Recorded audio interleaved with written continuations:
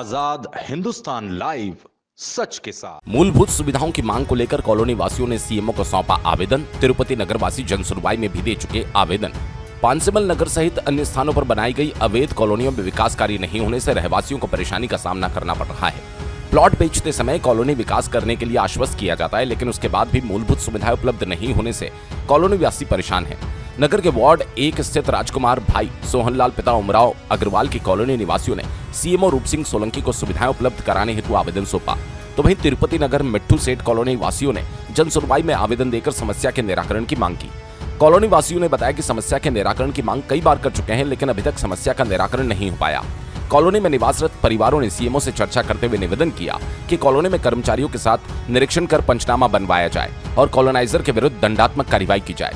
पांसेमल से संदीप पाटिल की रिपोर्ट। नाम रवीना आनंद महाजन, अग्रवाल कॉलोनी, वार्ड क्रमांक 1। हमारी कॉलोनी में कुछ भी सुविधा नहीं है। हम 8 साल से वैसे ही रह रहे ना, नाली, रोड, बिजली, पानी कुछ भी नहीं है। घर के सामने बड़े बड़े खड्डे, बच्चे बीमार गिरते, बड़े बड़े जानवर निकलते। हम सेठ के वहाँ भी जाके आए, तब भी कुछ भी नहीं हो रहा है। 7-8 बार हमने समस्या लेके आए हैं, तो अभी हमको कुछ तभी करना चाहिए, अभी जल्दी से जल्दी। उन्होंने क्या बोल के प्लाट बेचे थे आपको? उन्होंने बोला है कि हम जैसे प्लाट लिए तब उन्होंने बोला था कि 1 आध महीने में हो जाएगा। अभी तो 8 साल निकल ले, और कितने दिन निकलना। साहब से आपने चर्चा भी की थी? हाँ, अभी वो बोल रहे कि हम वो उनको मिलते ऐसा। सरिता राकेश सोलंकी, ये अग्रवाल कॉलोनी, वार्ड नंबर 1। हमारे यहाँ पे कॉलोनी की शिकायत लेके आए हम लोग कि रोड और नाली, ये कुछ सुविधा नहीं है हमारे यहाँ। बिजली कुछ भी सुविधा नहीं है। हम 4-5 साल 8 साल से ऐसे ही मतलब बिना उसके रह रहे हैं, बिना सुविधा के। और तो हम ये बात बहुत बार हम कॉलोनी या अग्रवाल कॉलोनी वालों से बोल चुके हैं कि हमको ये सुविधा दे ऐसे करके, पर नहीं हो रहा है, इसलिए हम लोग इधर आए हैं। क्या क्या समस्या है? नाली रोड, बिजली, पानी, सब कुछ भी नहीं है। पानी की व्यवस्था है? नहीं, कुछ भी नहीं है। क्या मांगे आपने? हमारी यही मांग है कि हमको ये सुविधा दी जाए जल्दी से जल्दी। कितनी बार आप आवेदन दे चुके? 7-8 बार हो गए। क्या परिचय है आपका?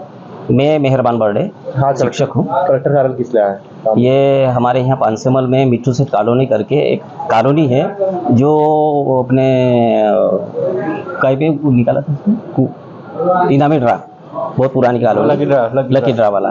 तो उसमें फिर अभी क्या है कि हमको कोई सुविधा नहीं दे रही। रजिस्ट्री वगैरह सब हो गई, सबकी रजिस्ट्रियाँ हो गई है। और दूसरा क्या है कि वहाँ पर न रोड है, न विद्युत व्यवस्था है, न गटर है, कुछ भी नहीं सुविधा है।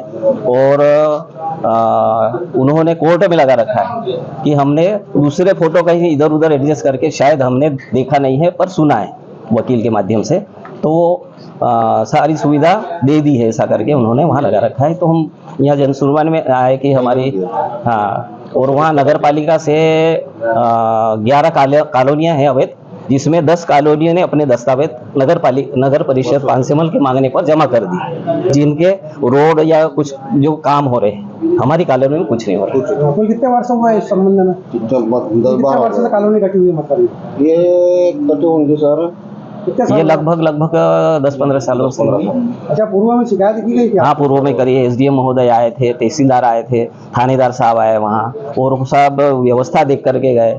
फिर वो ड्रोन कैमरे से वीडियो बनाई है, वो वहाँ कोर्ट में भेजी है, लेकिन अभी तक हमको मतलब सकारात्मक परिणाम नहीं मिले। अच्छा, कॉलोनी में गटर वटर क्या व्यवस्था? कुछ भी नहीं है।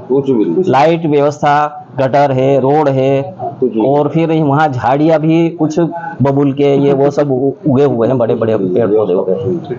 आवेदन दिया तो कुछ बोला? हाँ, उन्होंने कहा हम जांच करवाएंगे। अच्छा, कोई कितने से जो फ्लैट खाली मकान, खाली प्लाट भी है?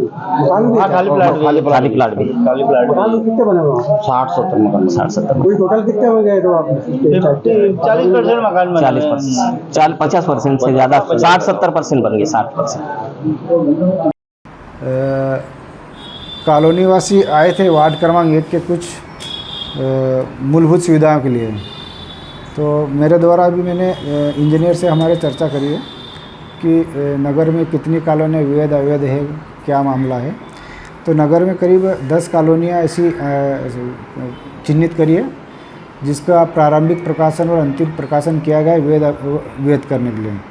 उसमें जो शासन के गाइडलाइन नियम अनुसार जो भी पैसा अधिरोपित होगा वो कॉलोनाइजर से वो वहाँ के जो हाउस होल्डर है उनसे वसूल करके और वहीं विकास किया जाएगा। अवैध कॉलोनियाँ कितनी हैं? अपने निकाय में नगर 500 में करीब 10 कॉलोनियाँ ऐसी हैं।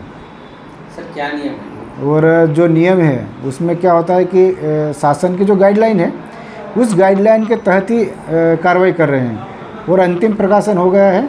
अंतिम प्रकाशन में थाने में सूचना दी गई है, अगर पैसा जमा नहीं होता तो आगे कार्रवाई वरिष्ठालय से हम मार्गदर्शन लेकर कर लेंगे।